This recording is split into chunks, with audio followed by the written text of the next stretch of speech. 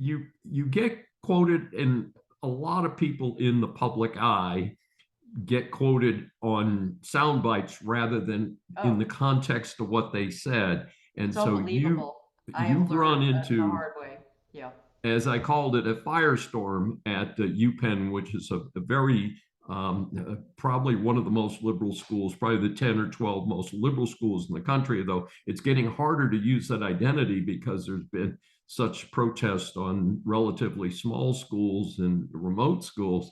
But a report I read said you were offered $50,000 to reach a compromise with Penn, but you turned it down. Why did you pass on the deal, and what has happened to you with regard to the Penn administration or the Penn Law School administration? Well, this has to do with, the fact that they did impose a penalty on me. It was quite a severe one, frankly, financially. Well, first of all, they're going to suspend me for a year. As I tell people, I have no idea what that means. I think it means I don't teach for a year. But then cut my salary in half for a year, my base salary, my core salary, and then no more summer money ever. And if you put all that money together, and I teach for another 8 or 9 years, it's almost $500,000 that they are docking me, and that is serious money. Okay. Now, as part of the negotiations, they were willing to let up on that a little bit, but the core of the financial penalty was still there.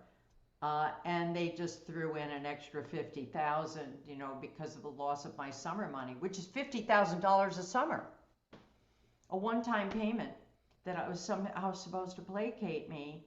Well, frankly, sir, that is chicken feed. Okay, that is chicken feed. I mean, maybe if they'd said 500,000, I would have considered it, and they can well afford that.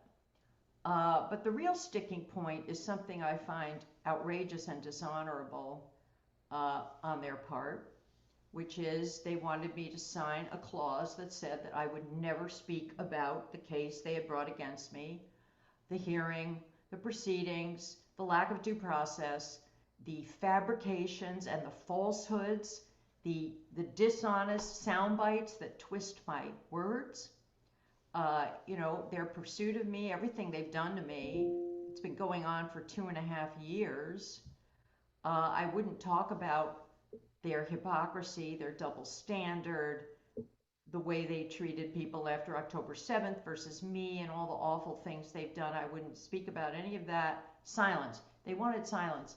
Well, why would they want that? Why would they want that? I'm told, oh, that's routine. Well, it shouldn't be routine. I mean, what is and what ought to be are very different, aren't they? And Absolutely. to me, that is just trying to escape accountability.